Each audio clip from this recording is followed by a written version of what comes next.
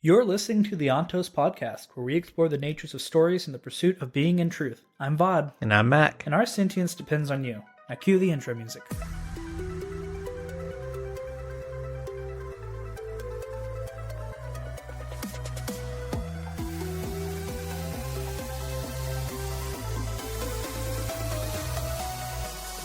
So we've already kind of discussed what the Cosmere is or why you should read the Cosmere. Now let's kind of talk about where we talked about starting the Cosmere. So we have an official reading list. You can listen to the next episode to listen to us debate it, but it is full on spoilers in that episode. So I'd prefer if you didn't, unless you really just want to hear us debate it. But you're going to get a lot of spoilers there. But this reading list is what we're going to try to go by with future episodes, so that we can have, if you've read up to a certain book, then you can expect potential spoilers for the previous books. So why don't you give us the reading list, Vod?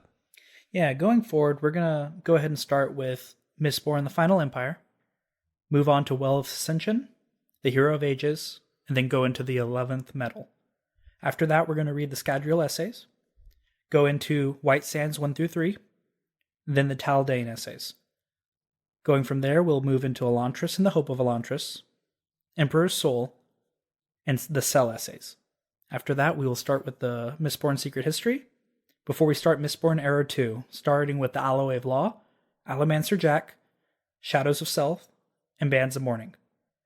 Going from there, we'll go to Shadows for Silence, The Six of the Dusk, Warbreaker, and then we'll start the Stormlight Archives with Way of Kings, Words of Radiance, Edge Dancer, Oathbringer, Dawn Shard, and Rhythm of War.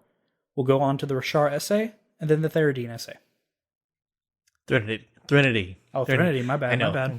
I always stumble upon that myself. Yeah. Now, in the debates that we had about how we're going to do our reading list, and there are many reading lists out there. The reason that we kind of settled this down, well, first off, one thing we both agreed on was to start with Mistborn. Yeah, it was an excellent book to start with, an excellent series to start with. I myself found it going through Brandon Sanderson's lectures, and it's personally what he said you should start with. And I gave it a shot, and it was an absolute amazing introduction into the Cosmere itself. It was a perfect introduction to his writing style when it comes to fighting. It was a great introduction into how simple or how complex his magic systems can be.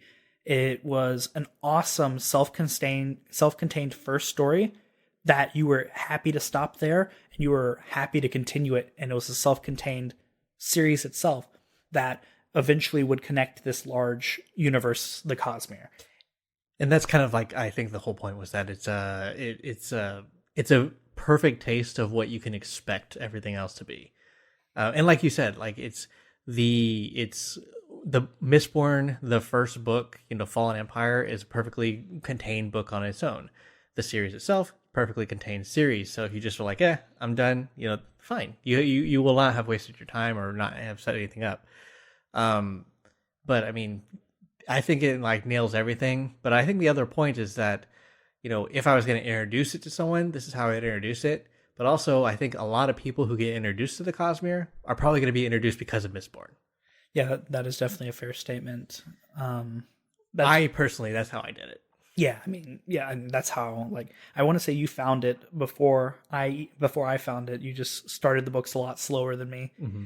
But yeah, I mean, going into it a little bit more in depth, like we said, the reason I think it's a perfect introduction to Sanderson's magic systems in this case is it's one of the simpler ones, at least to understand. Yeah. And even though it's simple, it doesn't mean it doesn't have depth. I love watching that it has almost a scientific nature to it, and that is a big deal in Sanderson. I've just found with his magic systems in general, he likes to tell you why they work, and more importantly, he loves to put limitations in his magic system, which might be different from fans who are normally fans of fantasy coming to Sanderson. A lot of his magic systems have a lot of limitations, and through those limitations, he's able to make them better, make them more awesome, make them feel. It makes the characters who can use them in really creative or really powerful ways, it makes them feel like they're more of an expert in what they're doing rather than snap your finger, magic system, it's solved. Right, and honestly, I think that's how he like gets the reader involved too, because it's like, okay, it has these limits, so you also are able to think your way through these problems, and that's one of the great things about a lot of Sanderson's work, but especially in Mistborn, a lot of the problems that are there, you could solve them just knowing the rules that the characters know themselves. Um, and like you said, like it's a solid magic system that you can sit on, that you can easily consume. It's a great introduction overall.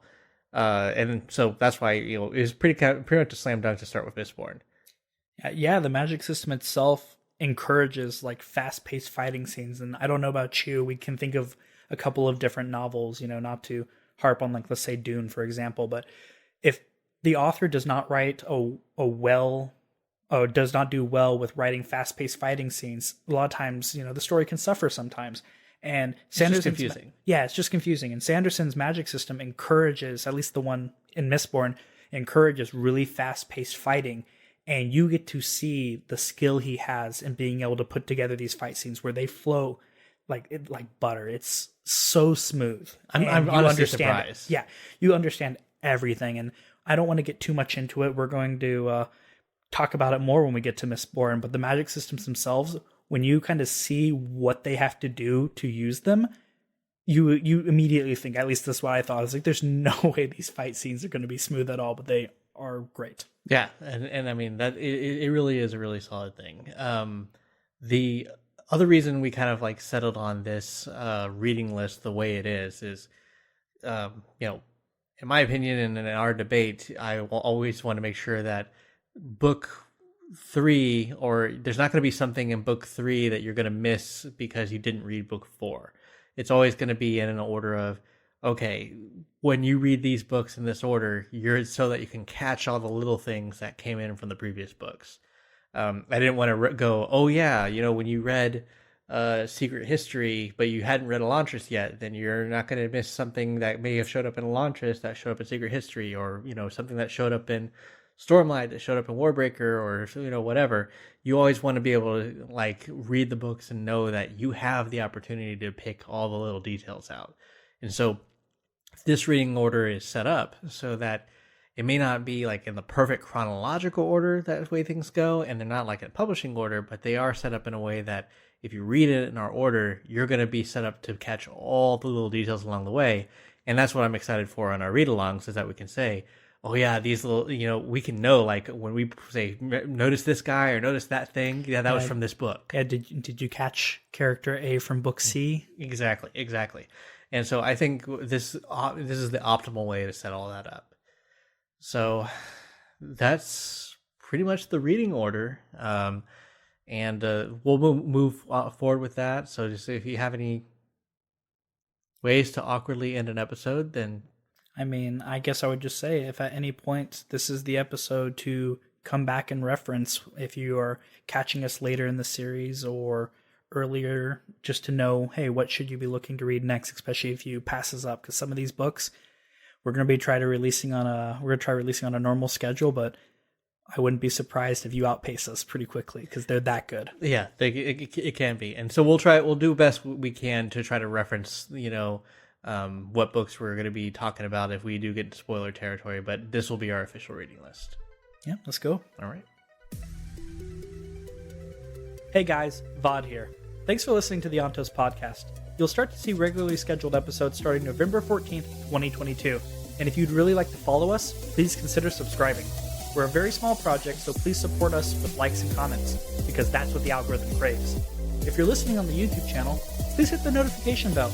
And if you want to really give us a boost, consider supporting us on Patreon, because I really need to better my hair.